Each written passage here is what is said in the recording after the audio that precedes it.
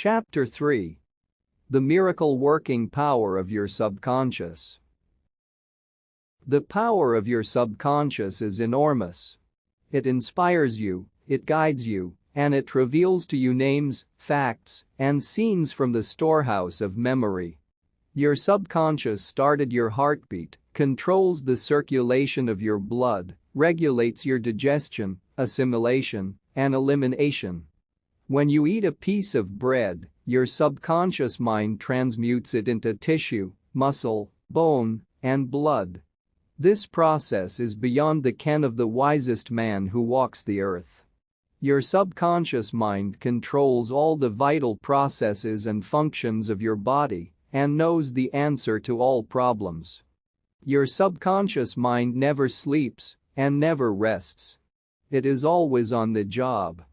You can discover the miracle working power of your subconscious by plainly stating to your subconscious prior to sleep that you wish a certain specific thing accomplished. You will be delighted to discover that forces within you will be released, leading to the desired result. Here, then, is a source of power and wisdom, which places you in touch with omnipotence, or the power that moves the world, guides the planets in their course, and causes the sun to shine. Your subconscious mind is the source of your ideals, aspirations, and altruistic urges. It was through the subconscious mind that Shakespeare perceived great truths hidden from the average man of his day. Undoubtedly, it was the response of his subconscious mind that caused the Greek sculptor, Phidias, to portray beauty, order, symmetry, and proportion in marble and bronze. It enabled the Italian artist, Raphael, to paint Madonnas and Ludwig van Beethoven to compose symphonies. In 1955 I lectured at the Yoga Forest University, Rishikesh, India, and there I chatted with a visiting surgeon from Bombay. He told me about Dr. James Isdale, a Scotch surgeon who worked in Bengal before ether or other modern methods of anesthesia were discovered. Between 1843 and 1846, Dr. Isdale performed about 400 major operations of all kinds, such as amputations, removal of tumors and cancerous growths, as well as operations on the eye, ear, and throat. All operations were conducted under mental anesthesia only. This Indian doctor at Rishikesh informed me that the post-operative mortality rate of patients operated on by Dr. Isdale was extremely low, probably 2 or 3%. Patients felt no pain, and there were no deaths during the operations. Dr. Isdale suggested to the subconscious minds of all his patients, who were in a hypnotic state, that no infection or septic condition would develop. You must remember that this was before Louis Pasteur, Joseph Lister, and others who pointed out the bacterial origin of disease and causes of infection due to unsterilized instruments and virulent organisms. This Indian surgeon said that the reason for the low mortality rate and the general absence of infection, which was reduced to a minimum, was undoubtedly due to the suggestions of Dr. Isdale to the subconscious minds of his patients. They responded according to the nature of his suggestion. It is simply wonderful when you conceive how a surgeon, over 120 years ago, discovered the miraculous wonder-working powers of the subconscious mind. Doesn't it cause you to be seized with a sort of mystic awe when you stop and think of the transcendental powers of your subconscious mind? Consider its extrasensory perceptions, such as its capacity for clairvoyance and clairaudience, its independence of time and space, its capacity to render you free from all pain and suffering, and its capacity to get the answer to all problems, be they what they may. All these and many more reveal to you that there is a power and an intelligence within you that far transcends your intellect, causing you to marvel at the wonders of it all. All these experiences cause you to rejoice and believe in the miracle-working powers of your own subconscious mind. Your subconscious is your book of life. Whatever thoughts, beliefs, opinions, theories, or dogmas you write, engrave, or impress on your subconscious mind, you shall experience them as the objective manifestation of circumstances, conditions, and events. What you write on the inside, you will experience on the outside. You have two sides to your life, objective and subjective, visible and invisible, thought and its manifestation. Your thought is received by your brain, which is the organ of your conscious reasoning mind. When your conscious or objective mind accepts the thought completely, it is sent to the solar plexus, called the brain of your mind, where it becomes flesh and is made manifest in your experience. As previously outlined, your subconscious cannot argue. It acts only from what you write on it. It accepts your verdict or the conclusions of your conscious mind as final. This is why you are always writing on the book of life, because your thoughts become your experiences. The American essayist, Ralph Waldo Emerson said, "Man is what he thinks all day long." What is impressed in the subconscious is expressed. William James, the father of American psychology, said that the power to move the world is in your subconscious mind. Your subconscious mind is one with infinite intelligence and boundless wisdom. It is fed by hidden springs and is called the law of life. Whatever you impress upon your subconscious mind, the latter will move heaven and earth to bring it to pass. You must, therefore, impress it with right ideas and constructive thoughts. The reason there is so much chaos and misery in the world is because people do not understand the interaction of their conscious and subconscious minds. When these two principles work in accord, in concord, in peace, and synchronously together, you will have health, happiness, peace and joy. There is no sickness or discord when the conscious and subconscious work together harmoniously and peacefully. The tomb of Hermes was opened with great expectancy and a sense of wonder because people believed that the greatest secret of the ages was contained therein. The secret was as within, so without, as above, so below. In other words, whatever is impressed in your subconscious mind is expressed on the screen of space. This same truth was proclaimed by Moses, Isaiah, Jesus, Buddha, Zoroaster, Laozi, and all the illumined seers of the ages. Whatever you feel is true subjectively is expressed as conditions, experiences, and events. Motion and emotion must balance. As in heaven your own mind, so on earth in your body and environment. This is the great law of life. You will find throughout all nature the law of action and reaction, of rest and motion. These two must balance, then there will be harmony and equilibrium. You are here to let the life principle flow through you rhythmically and harmoniously. The intake and the outgo must be equal. The impression and the expression must be equal. All your frustration is due to unfulfilled desire. If you think negatively, destructively, and viciously, these thoughts generate destructive emotions, which must be expressed and find an outlet. These emotions, being of a negative nature, are frequently expressed as ulcers, heart trouble, tension, and anxieties. What is your idea or feeling about yourself now? Every part of your being expresses that idea. Your vitality, body, financial status, friends, and social status represent a perfect reflection of the idea you have of yourself. This is the real meaning of what is impressed in your subconscious mind, and which is expressed in all phases of your life. We injure ourselves by the negative ideas which we entertain. How often have you wounded yourself by getting angry, fearful, jealous, or vengeful? These are the poisons that enter your subconscious mind. You were not born with these negative attitudes. Feed your subconscious mind life-giving thoughts, and you will wipe out all the negative patterns lodged therein. As you continue to do this, all the past will be wiped out and remembered no more. The subconscious heals a malignancy of the skin. A personal healing will ever be the most convincing evidence of the healing power of the subconscious mind.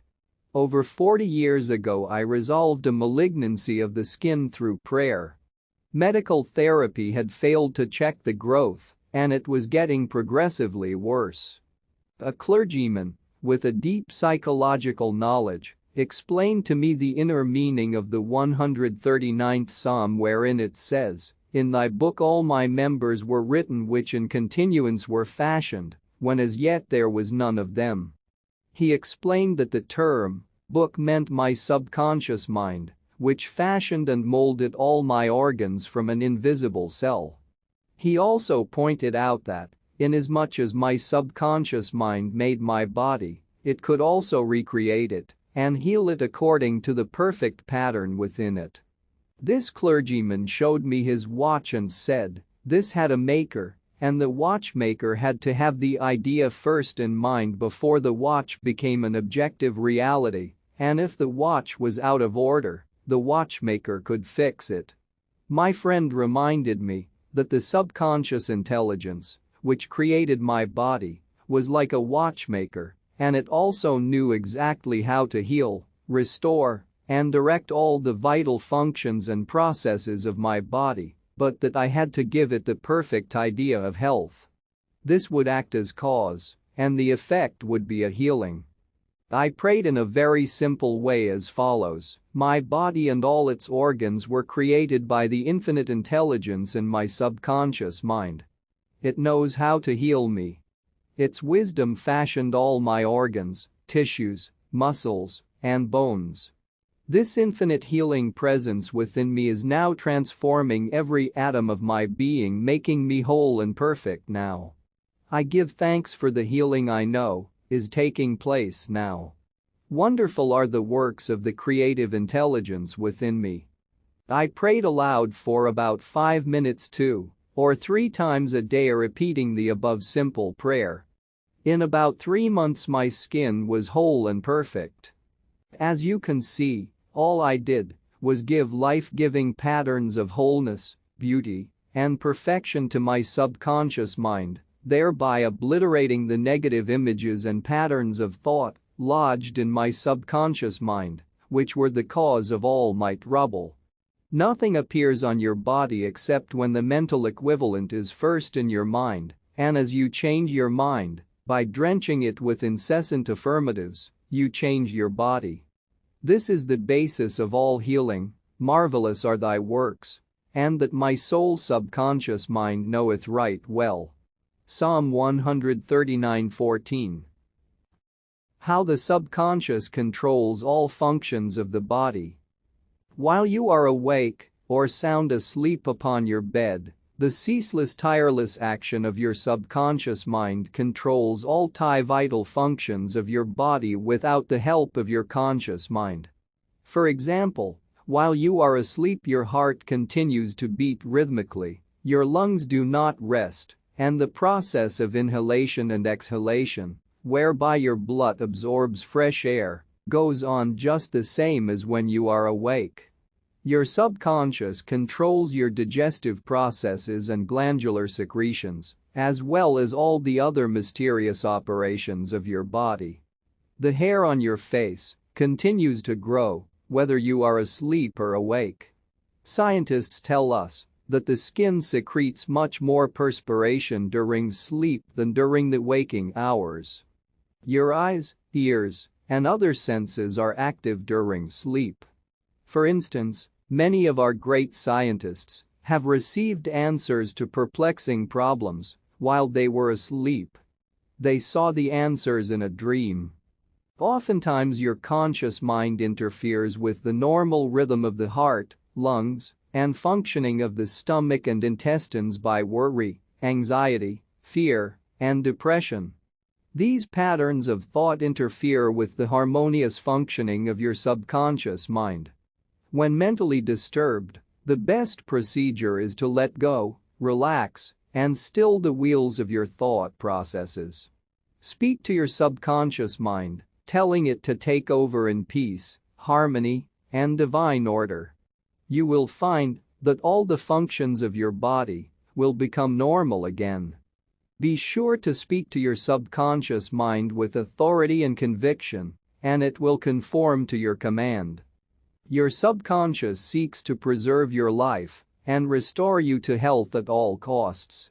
It causes you to love your children, which also illustrates an instinctive desire to preserve all life. Let us suppose you accidentally ate some bad food. Your subconscious mind would cause you to regurgitate it. If you inadvertently took some poison, your subconscious powers would proceed to neutralize it. If you completely entrusted yourself to its wonder-working power, you would be entirely restored to health. How to get the subconscious to work for you? The first thing to realize is that your subconscious mind is always working. It is active night and day, whether you act upon it or not. Your subconscious is the builder of your body, but you cannot consciously perceive or hear that inner silent process. Your business is with your conscious mind, and not your subconscious mind. Just keep your conscious mind busy with the expectation of the best, and make sure the thoughts you habitually think are based on whatsoever things are lovely, true, just, and of good report. Begin now to take care of your conscious mind, knowing in your heart and soul that your subconscious mind is always expressing, reproducing, and manifesting according to your habitual thinking. Remember, just as water takes the shape of the pipe it flows through, the life principle in you flows through you according to the nature of your thoughts. Claim that the healing presence in your subconscious is flowing through you as harmony, health, peace, joy, and abundance. Think of it as a living intelligence, a lovely companion on the way. Firmly believe it is continually flowing through you, vivifying, inspiring, and prospering you. It will respond exactly this way. It is done unto you, as you believe. Healing principle of the subconscious restores atrophied optic nerves. There is the well-known, duly authenticated case of Madame Bayer of France, recorded in the archives of the medical department of Lourdes, France. She was blind, the optic nerves were atrophied and useless. She visited Lourdes and had what she termed a miraculous healing. Ruth Cranston, a Protestant young lady who investigated and wrote about healings at Lourdes in McCall's magazine, November 1955, writes about Madame Bayer as follows. At Lourdes she regained her sight incredibly, with the optic nerves still lifeless and useless, as several doctors could testify after repeated examinations. A month later, upon re-examination, it was found that the seeing mechanism had been restored to normal. But at first, so far as medical examination could tell, she was seeing with dead eyes. I have visited Lourdes several times where I, too, witnessed some healings, and of course, as we shall explain in the next chapter, there is no doubt that healings take place at many shrines throughout the world, Christian and non-Christian. Madame Bayer, to whom we just referred, was not healed by the waters of the shrine, but by her own subconscious mind, which responded to her belief. The healing principle within her subconscious mind responded to the nature of her thought. Belief is a thought in the subconscious mind. It means to accept something as true. The thought accepted executes itself automatically. Undoubtedly, Madame Bayer went to the shrine with expectancy and great faith, knowing in her heart she would receive a healing. Her subconscious mind responded accordingly, releasing the ever-present healing forces. The subconscious mind, which created the eye, can certainly bring a dead nerve back to life. What the creative principle created, it can recreate. According to your belief, is it done unto you. How to convey the idea of perfect health to your subconscious mind. A Protestant minister I knew in Johannesburg, South Africa, told me the method he used to convey the idea of perfect health to his subconscious mind. He had cancer of the lung. His technique, as given to me in his own handwriting, is exactly as follows. Several times a day I would make certain that I was completely relaxed mentally and physically. I relaxed my body by speaking to it as follows: my feet are relaxed, my ankles are relaxed, my legs are relaxed, my abdominal muscles are relaxed, my heart and lungs are relaxed, my head is relaxed, my whole being is completely relaxed. After about 5 minutes I would be in a sleepy, drowsy state, and then I affirmed the following truth: the perfection of God is now being expressed through me. The idea of perfect health is now filling my subconscious mind. The image God has of me is a perfect image, and my subconscious mind recreates my body in perfect accordance with the perfect image held in the mind of God. This minister had a remarkable healing. This is a simple, easy way of conveying the idea of perfect health to your subconscious mind. Another wonderful way to convey the idea of health to your subconscious is through disciplined or scientific imagination. I told a man who was suffering from functional paralysis to make a vivid picture of himself walking around in his office, touching the desk, answering the telephone, and doing all the things he ordinarily would do if he were healed. I explained to him that this idea and mental picture of perfect health would be accepted by his subconscious mind. He lived the role and actually felt himself back in the office. He knew that he was giving his subconscious mind something definite to work upon. His subconscious mind was the film upon which the picture was impressed. One day, after several weeks of frequent conditioning of the mind with this mental picture, the telephone rang by prearrangement and kept ringing while his wife and nurse were out. The telephone was about 12 feet away, but nevertheless he managed to answer it. He was healed at that hour. The healing power of his subconscious mind responded to his mental imagery, and a healing followed. This man had a mental block which prevented impulses from the brain reaching his legs. Therefore, he said he could not walk. When he shifted his attention to the healing power within him, the power flowed through his focused attention, enabling him to walk. Whatsoever ye shall ask in prayer, believing, ye shall receive. Matthew 21:22. Ideas worth remembering. 1. Your subconscious mind controls all the vital processes of your body and knows the answer to all problems. 2.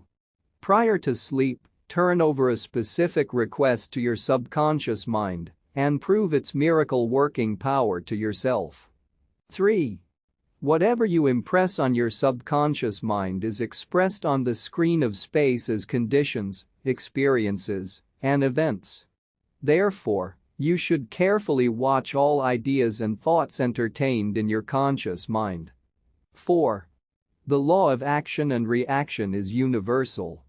Your thought is action, and the reaction is the automatic response of your subconscious mind to your thought. Watch your thoughts. 5. All frustration is due to unfulfilled desires. If you dwell on obstacles, delays, and difficulties, your subconscious mind responds accordingly, and you are blocking your own good. 6. The life principle will flow through you rhythmically and harmoniously if you consciously affirm, I believe that the subconscious power, which gave me this desire, is now fulfilling it through me. This dissolves all conflicts. 7. You can interfere with the normal rhythm of your heart, lungs, and other organs by worry, anxiety, and fear. Feed your subconscious with thoughts of harmony, health, and peace, and all the functions of your body will become normal again. 8. Keep your conscious mind busy with the expectation of the best, and your subconscious will faithfully reproduce your habitual thinking. 9. Imagine the happy ending or solution to your problem, feel the thrill of accomplishment, and what you imagine and feel will be accepted by your subconscious mind and bring it to pass.